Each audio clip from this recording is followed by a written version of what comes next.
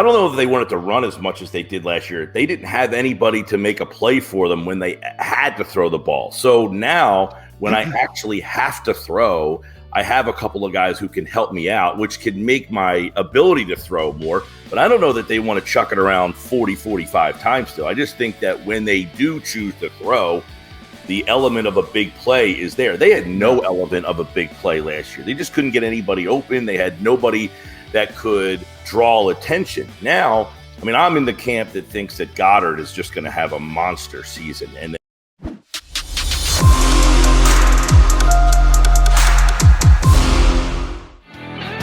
after a live practice Sunday night, this is Birds 365 Monday meeting with McDonald, with McMullen, and with Mike Gill, that is, from down the shore. He's got his Nike gear on. Hopefully the sponsorship is taking good care of him. Mr. Gill, how's the weather down there at the shore? Delightful, Jody. Yeah, I hope there's a breeze. It's been hot, Mike. Oh, actually, we were on the beach. We were on the beach yesterday. My girlfriend was complaining that she needed a hoodie. Wow, that's really, man. Oh, it's a little chilly down here. You get under like 90 down here, it starts to get a little cold, man. Okay. Yeah, you gotta have a wide array of hoodies. I know you do, Mike. So you're well prepared for it all. Exciting news. I'm going to be back on 97.3 in South Jersey this year during the football season. And also Mike's going to be a weekly guest on our show. So a little reciprocation there. So thrilled to announce that and thrilled to have Mike. And I don't know if you heard, you jumped in kind of late, but Jody and I were going back and forth after yesterday's open practice at Lincoln Financial Field. So I'll sum it up like this, Mike. What are we doing here with Jalen Hurts? Why are we trying to pound the square peg in the round hole? This kid is unbelievable when you put the RPOs in the offense. Why are we trying to make him Joe Burrow or Justin Herbert? Isn't it one of those things where it feels like everything else is almost kind of settled? You can't let a whole training camp go with nothing to discuss. We're in July, August, like the doldrums of the sports calendar. And if everything is right at Eagles camp, then we really have nothing. So you really have to try to get blood from the stone somewhere, right? But real quick, let me jump in. I'm not talking about the fans or media. I'm talking about the Eagles. I mean, the Eagles are the ones who are saying, you know, by their actions, as Jody points out, and he's right, you don't pay a receiver what they paid A.J. Brown, give him a $100 million extension. You don't give up a first-round pick and a third-round pick to get him and say, go block on the edge. You can have Zach Pascal do that. So they've given the indication we want to be this high-octane passing offense. Jeffrey Lurie says it all the time. I mean, he's not shy about it. So I'm more talking about the Eagles' philosophy than people trying to, whether it be media, fans trying to create narratives. The Eagles want to throw the football, but they don't have the quarterback to do that consistently. So why not build around the quarterback you do have, like they did last year, which was successful, but it took them 7 games to get there? Well, I'm not sure that they won't eventually. I mean, I feel like I've said this before, maybe with you guys, is I don't know if they wanted to run as much as they did last year. They didn't have anybody to make a play for them when they had to throw the ball. So now when I actually have to throw, I have a couple of guys who can help me out, which can make my ability to throw more. But I don't know that they want to chuck it around 40, 45 times still. I just think that when they do choose to throw, the element of a big play is there. They had no element of a big play last year. They just couldn't get anybody open. They had nobody that could draw attention. Now, I mean, I'm in the camp that thinks that Goddard is just going to have a monster season. And then people are going to have to figure out, okay, do we bracket him? How do we handle Brown? And then that opens things up for Smith. Okay, we can't let him keep killing us. So there is a lot more elements of the big play, even with the same amount of passes if they choose to go that route. Now, I think they'll pump up the amount of passes, But I don't know that you're going to see them throw 40, 45 times. I just feel like the weapons they have give them a bigger element for something positive to happen when they do choose to throw. Before you came on, Mike, John was discussing how Jalen Hurts looks a little different this year. He says he hasn't lost any weight, but his body looks a little bit different, maybe a little bit more fine-tuned. Good on him if that's the case. Last year, Jalen Hurts missed one game, which was good. They took the last game off when they played the JV against the Cowboys, but he only missed one game during the regular season. I think they were a little lucky that he didn't get more hurt with the amount of times they ran the football. The Eagles this offseason, certainly through all practice and everything, have been very on top of how to protect their team from getting hurt. It seems to be a priority for the Philadelphia Eagles. You go out there and say, Jalen, we're going to run X amount of RPOs every single week, but please, please, please don't get hurt, because we really don't want to put Reed Stinnett in as our backup quarterback. Aren't you opening up a Pandora's box there if you say, well, hey, here's what we still do best. Jalen still runs the ball better than he throws it. We got to give him the chance to do that because that works for us. It won't work if he's sitting on the sidelines, will it? No, and I think that's the challenge a lot of quarterbacks in this league have. I mean, Lamar Jackson is at the top of that list, but there's other guys, Josh Allen, he's a guy who takes off and runs a lot. I think there's a huge fear with all these everybody wants that guy who can move with their feet, but then they don't want him to run as much as they do. So there's like a catch-22 with all of these guys who have the ability to kind of tuck and take off. It is not making the decision to run first is where he has to kind of, ease himself into it. I'm not just going to take off just to take off. I'm going to take off if I have to take off. I mean, even Wentz, when he was early in his career, he was an element of using his legs. Well, when he had that knee problem and that was gone from him, his game regressed huge because that element was no longer there for him. So it is a balance that many of these multifaceted quarterbacks and teams kind of have to try to tiptoe around. And Hurts is one of those guys that, I think when we watch him play, we're always like, oh, he does a really good job of not taking the big hit. He kind of like, gets out of bounds. You see him kind of throw. He did throw. That was one of the things when he took over for Wentz that first year was, hey, look, his completion percentage is low, but he's getting rid of the ball and throwing it out of bounds. He's not turning it over. So if he can now that third year have everything kind of slow down more for him, we should see a much more advanced player than the guy who seemingly looked more advanced than Wentz did when he took over for him 2 years ago. Yeah, and remember, ironically, when Jalen Hurts did get hurt last year, it was in the pocket. It was not outside the pocket running the football. So you can't legislate injuries, even though the Eagles try. I was going to say, have you discussed this with the Eagles? The Eagles are trying to legislate injuries like nobody's business. Yeah. Well, the one injury, when you have an injury, when they say a guy's injury prone, those are the guys who have those hamstring issues that they just can't kick them. You break your leg or you tear your ACL or you separate your shoulder. I mean, these things are just elements of the game.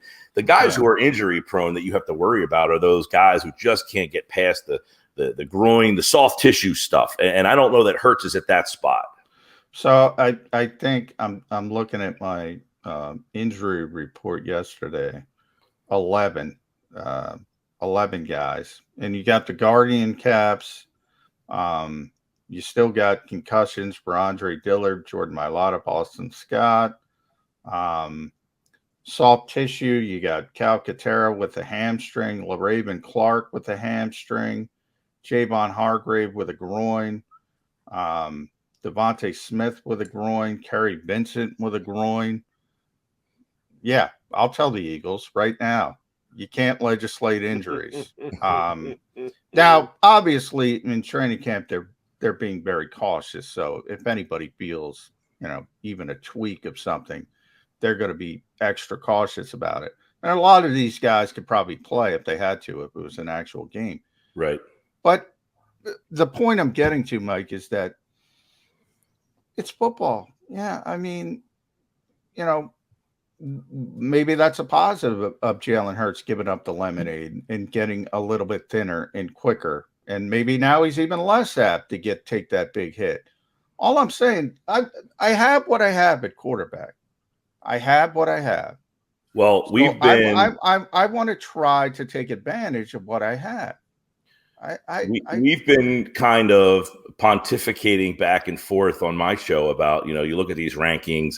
It's like you are scratching and clawing to find 10 guys to fill the top 10, which means there's like 22 guys who you have question marks about, like even more than 22 guys. And when the draft comes around and we're like, you got to get this quarterback in the draft. Every team is going after this ghost that doesn't exist, this franchise quarterback. There's like 3 of them, right? And everybody keeps like burning through draft picks and doing whatever they can do to try to just take a guy and hope that he becomes Tom Brady or Aaron Rodgers or one of these guys who just doesn't exist. So sometimes you just have to be, I don't want to say content or happy with what you have, but accentuate the positives, Paul Heyman. Get the best you can out of the guy that you have, because guess what? The next guy's going to have warts, and the next guy's going to have warts, and so is there's a very slim possibility that you're going to get a guy that you're like, oh, this is the guy. We got him. I used that exact same word, accentuate, Mike. Maybe it was from Paul Heyman. Maybe it trickled in my brain, but accentuate what you have. I don't know why this is such a difficult decision for the Eagles. Because everybody wants something behind the society that we live in. Is what's behind door number 2. I like door number 2, but now I really want to see what's behind door number 3, even though door number 2 is fine. It's if you give another option, people are going to take it. Here's where I just think you're overstating a little bit, John. What team, and we understand there's one, end of the season, one team wins the Super Bowl. You can have a very successful season without winning a Super Bowl. I think most Cincinnati Bengal fans will tell you, hey, we had a hell of a year last year. You lost. You didn't win the Super Bowl, but I agree you had a hell of a year. But everybody draws that line right there. Tell me about the championship. It just hasn't happened. A team with a guy who runs the ball 9 times a game as a quarterback has not won a Super Bowl. So that's why the Eagles, Jeff Lurie, Howie Roseman, et al., a lot of Eagle Nation, most of their fans, are saying, we have to throw the ball more than we did last year. It was nice that we ran it. It was nice that we made the playoffs. We accentuated what we did the best last year. But there's a limit to it. There's a cap. And the cap was going to Tampa and getting their asses kicked by the Buccaneers. People don't want to go down that road again, John. Well, from my perspective, and then I'll have Mike jump in. I always say, look, I'm not saying they're a Super Bowl contender. I'm trying to maximize what they have. And I always say, look, I'd rather have the superstar quarterback. But the phrase I always use, and you're probably tired of hearing me use it, is margin of error. You have a larger margin of error if you have Aaron Rodgers or Patrick Mahomes or Tom Brady. In other words, you can get down 14 points and they might come back. And they might, if the Eagles are down 14 points, all right, see you next year. That's what I'm talking about. The margin of error is greater with a superstar quarterback. But the Eagles don't have and by superstar, I should clarify that, superstar passing quarterback. The Eagles don't have a superstar passing quarterback. I'm trying to max out their potential, just like San Francisco maxes out their potential with Jimmy Garoppolo and Kyle Shanahan. Different type of potential, but I'm trying to max it out. Yeah, I'd rather have Aaron Rodgers. Everybody knows that. Mike's been talking to me for years. Everybody knows the respect I have for Aaron Rodgers. Who has one Super Bowl, by the way? One. Yeah, and everybody says that. He's only got one. San Francisco beat him last year because of special teams. San Francisco has that smaller margin of error, but they were able on one particular game day to come up with it and win the football game. They almost did it against Kansas City in the Super Bowl with the smaller margin of error. It's possible. Is it more difficult? It's way more difficult. But it becomes even more difficult, if that makes sense, if you don't try to take advantage of your strengths. You're even affecting your margin of error even more And I think that's where the Eagles kind of fit in if they try to make this a passing offense. And I'll give the floor and to the one you, thing Mike. I take a look at around the league as we talk about these quarterbacks who like to run, they're being employed. So at some point, this change is going to happen. I don't know when. I mean, these drop back passers are still seeming, although Mahomes is a guy who moves around, even like they're not runners first, but they avoid and they can make plays with their legs. And that is the balance you try to find is, can you do something by not just standing there? The only guy who really does that now is Brady, who just basically stands there and picks you apart. Joe Burrow, he'll move around. These guys, Justin Herbert, he'll move around. They can get around without just standing there. You got to try to find this balance because we always talk about, well, no quarterback is running 10, 15 times a game is winning the Super Bowl. I get that call on my show all the time. Oh, you're never going to win with the running quarterback. Well, if all you have to choose from are running quarterbacks, eventually one of them is going to win. That's true. That's true. And all these teams continue to draft them and play them. So at some there's point, 32. Mike is right. one of those guys is going to win. Yeah. Because, Jody, I call high school football games on Mike, you're blatantly overstating how many running quarterbacks there are in the NFL. How many are there? Running quarterbacks. Can Justin Herbert pull it down and make a play how many times did Justin Herbert, if he is the new upside guy in the NFL, you want to go to Burrow, pick any one of a handful of the youngsters. How many of them actually run the ball more than 3 times a game? Josh Allen, Lamar Jackson, and now Johnny Mack wants to add Jalen Hurts to that mix too. Well, he already is. He was there last year. Right. He needs to have a little more success. But I'm talking about as a guy who's already established self, quarterback who wins in the league, quarterback who's won in the playoffs in the league. There's 2, Josh Allen and Lamar Jackson. So we got a long way to go before we get to 32 there, big guy. No, I'm just saying that guys who make plays with their legs, that's my say. There's got to become a balance. Those guys have a balance. They don't just sit in the pocket. They can make plays with their legs if the play deems that they have to. I call high school football games Friday nights. These offenses, all they do is have kids running around. So eventually those kids go to college. Then the college game goes up. So at what point is that proliferation of player going to infiltrate all the way through? I think it's already happening. You're seeing more and more of these guys who make plays with their legs where they're not just statuesque quarterbacks. So many of us are so tied to that guy we watched in 1985, Dan Marino, just stand there and deliver it. Those guys are few and far between. And until that group of guys gets washed out, we're going to keep saying, you got to have that guy. But there's not too many of those guys coming through the system. Yeah, football is one of the only industries in the world where innovation trickles up. The innovation comes from college. And usually, to be honest, college gets it from high school, the great high school coaches. It's weird. And then it finally comes to the NFL. The NFL's kicking and screaming the whole way. Already, we've kind of talked about the progression-based quarterback, the old school guys that can do the full field progressions. They don't do that anymore. That's another argument that bothers me. That's a pet peeve. And people, Jalen Hurts has got to progress. He's not asked to. So why does he have to? He's not asked to. He's got a half field progression. He goes 1, 2, maybe 3 on the half field. Some of that is, and some of that, John, is what team and coaching staff. I've had Barrett Brooks with me many a times tell me the story about when he played for the Eagles. John Gruden was the offensive coordinator, and the quarterback was Bobby Hoying. Well, when Gruden was the coordinator, he told Hoying, 1, 2, 3, that guy's going to be open, throw it to him. Well, then Dana Bible took over the next year, and he didn't do that for Bobby Hoying. And Bobby Hoying had no idea what he was doing, and we all saw what happened. So sometimes you have a guy literally telling you, this is what you're going to do, this is the play, that's going to be who's open, you throw it to him. Well, that was the joke with Sean McVay and Jared Goff. The joke was that Jared Goff was his exoskeleton. He would go right up to when they would cut off the communication device, Sean McVay, and essentially tell Jared Goff what to do in his ear.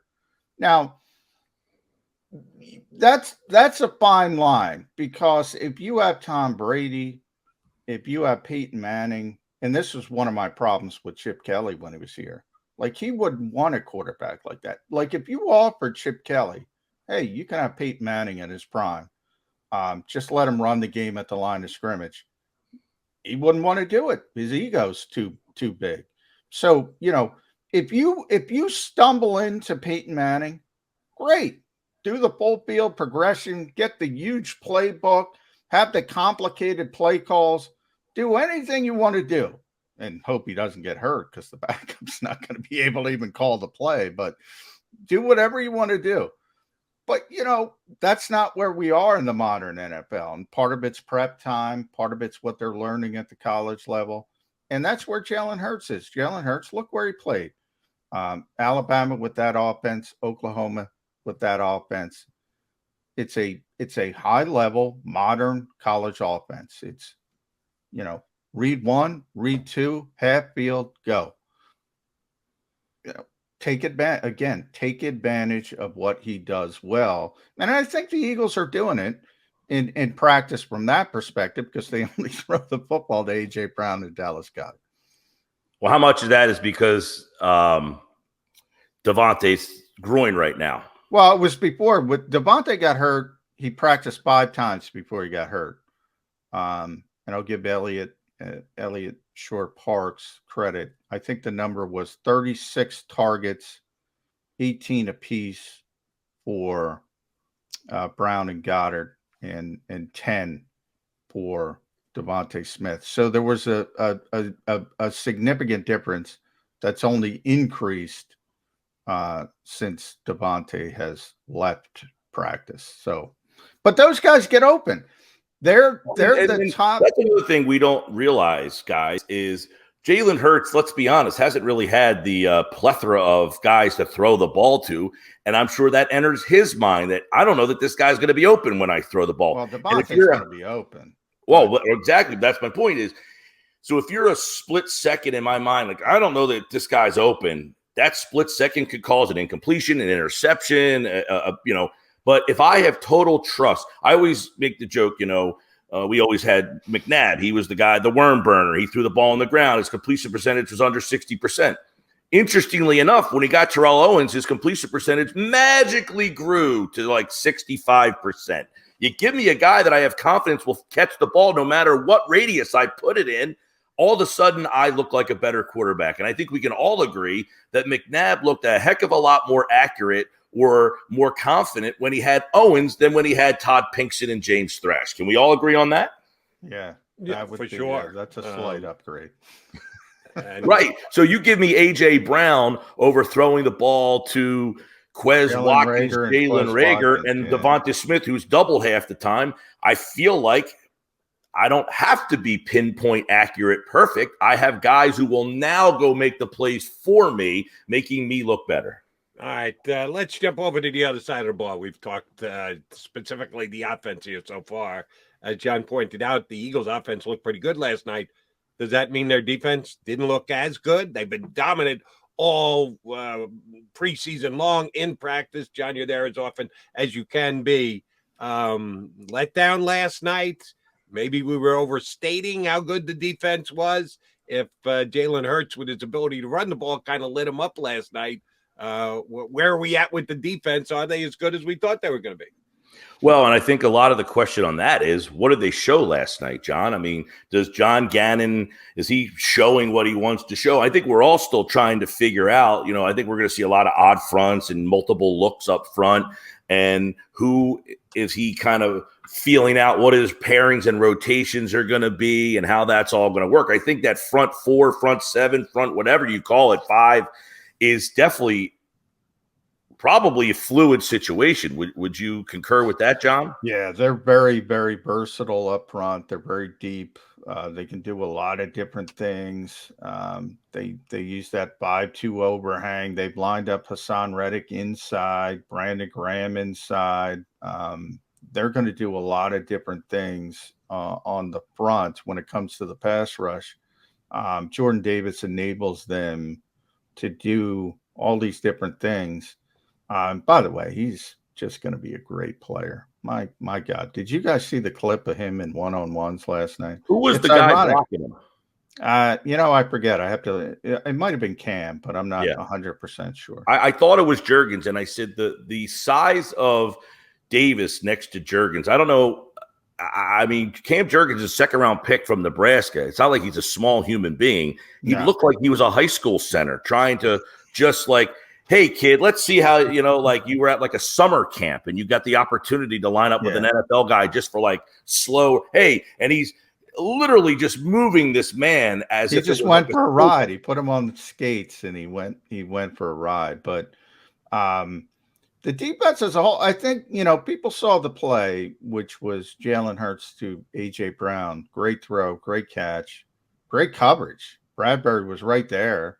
Marcus Epps was closing. Sometimes you just tip your cap to the other team. But in this case, the other side of the ball. But overall, I think I had him at 10 or 10 of 18. Overall, I mean, the defense gave up one play in the passing game. They've been playing exceptionally well. But, yeah, they had trouble with those RPOs. And that's what I'm saying. This defense has looked dominant throughout the summer. And then they bring out these RPOs. And I always go back to Green Bay and San Francisco when Colin Kaepernick was at the top of his game. And he set the postseason record for rushing yards in a quarterback. If you remember that game, Clay Matthews, who was still a star player at the time, he didn't know what to do. That's what the Eagles looked like last night against these RPOs. They didn't know what to do. And that's the challenge when you actually have players to throw to that you have to decide. I can't let this guy be open, so you have to make that choice. And if you could perfect that, now that's a big if you could perfect something like that at this level, doing it at the college level is one thing. You're trying to pick on or find NFL caliber players to go after or pick on or find that guy's weakness. They will generally get tape and figure it out along the way. But when you have some weapons, you can kind of counteract that. The Eagles didn't have those weapons last year. Now we hope they do. When you ask about the defense, though, Jody, the question I asked last week during our Football at 4 segment, I said, how much of an upgrade is Bradbury over Nelson? And I think it was Jeff Mosher who was on with me that day. And he just started laughing. Like, I don't want to slight Nelson, but are you kidding me? Like, that how much better they are on that side of the field with Maddox and then Slay. I mean, they've got a very formidable secondary. So you ask, like, are you concerned about the defense? No, I wouldn't be concerned about the defense if those guys are playing at the level that you anticipate. Well, all I'm saying is you better be careful this week because Zach Wilson can pull the ball down and run. Maybe not like Jalen Hurts, but he can make some plays with his legs too. And we'll be able to see Jalen Hurts do the RPOs against another team and another. We're not going to see He's not going to play this week. So maybe the second exhibition.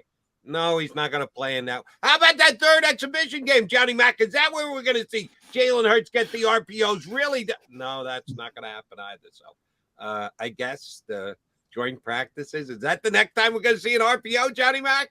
Is joint practices against the Browns and the Dolphins? To be honest, I'm surprised we saw him in practice yesterday. Why do you think Sirianni and his play caller rolled him out last night? I think they wanted a spark in front of the fans. I think they wanted to excite some people. I think now they'll put it back into hiding and try to surprise. Much to the chagrin of John McMullen. Yes, and try to. That's everybody, though. All these teams are trying to get to the finish line without an injury, and you're tiptoeing around, not losing players and trying to get them up to speed. We're almost, we've talked about September football games are like the preseason now. You got these ugly, because these teams don't really care if I go 2-2 or 3-1. I just need to kind of, get through that first month, and then, we'll kind of see where we are. Yeah. At Mike Gill Show on Twitter, follow Mike, 97.3 ESPN, South Jersey, 2 to 6, drive time, the Sports Bash, Monday through Friday. Listen to him there if you're down the shore. in your local. We have many national listeners, international, I'm told as well, Mike. So South Jersey, Mike Gill show. I'll leave you with the linebacker situation. That's interesting to, I think, a lot of people, because they like Nakobe Dean. They were told Nakobe Dean was going to be, a first-round pick, and all of a sudden the Eagles get this tremendous value. TJ Edwards is playing well. Kaiser White's playing well. He's a West Virginia guy, close to your heart. There we go. And Davion Taylor's playing well. When's the last time you saw such depth at linebacker for the Philadelphia Eagles? I was thinking about that this morning because I had been reading that Dean is, a lot of people were hoping that he kind of was the guy who flashed at camp and kind of like, hey, we can't not play this guy. And it seemingly is not being the case so far, as he's taking a little bit longer to kind of get everything going. But Kaiser White, when they signed him, I was on with you guys, and I told you I love the fit for him here. And he is not disappointed so far. And Edwards is another guy. It's like this is the door number 2 mentality. You got a solid guy behind door number 1, but you're just like, I think I can get more. No, Edwards is doing a solid job, and he's only getting better. I think he seems to be more athletic than he was. Then you have Taylor, you drafted him knowing he was raw, but had all these intangibles and speed and the ability to make plays. And we got a little glimpse of seeing that last year. And then he's like Mickey Moniak, right? In spring training. Oh, I want to see him play. And then he breaks his hand, and he comes up and he's Mickey Moniak. Davion Taylor is similar, where he's like, man, I want to see more of this guy. And then he ends up getting hurt, and then he's hurt again. So you're right. They've got a very intriguing battle going on at linebacker. The question, I guess, would be, how much are those guys going to play in the preseason? Do you win the battle for that starting position or playing time in a preseason game for the linebackers, or is that one at practice and the joint practices? Yeah, it's going to be, you're right. It's going to be interesting for me to see how much TJ and Kaiser play. Nakobe's going to play, and Davion's going to play some. Jordan Davis going to play in preseason. That's a good one too. I think a little bit. I think you got to play him a little bit. Somebody has to play. Yeah, somebody has to play. Yeah. And I do. By the way, I'll be at Ocean Casino, your guys' sponsor, every Monday. So if anybody in the area, you can come by and see me on Mondays at Ocean. Very nice. And we will get you up here once a week with us. The internationally acclaimed Birds 365. That's right. I hear we're killing Scotland. I was told Scotland. Well, really? I thought we were big in Istanbul, but that's my source. I'm sure we are. We're big at the might Istanbul, not be as good as the famous Grand Market. I think it's, what is it? You were just in Croatia, Mike. What'd you settle on Croatia? Interesting. I was in Rome, Croatia, Paris, Dublin, and Montreal. Wow. I said on Croatia, we were on a 7-day cruise through the islands, looking at the ruins of Croatia. Nice. So he is international. I told you. Maybe that's where you saw your. Maybe that's where you saw your hits from. I was watching from Croatia. I don't believe that for a millisecond, but we appreciate your lying for us, Gill. Thank you very much, and we will very much look forward to having you up once a week during the football season. Thanks. Looking forward to it, guys. Thanks.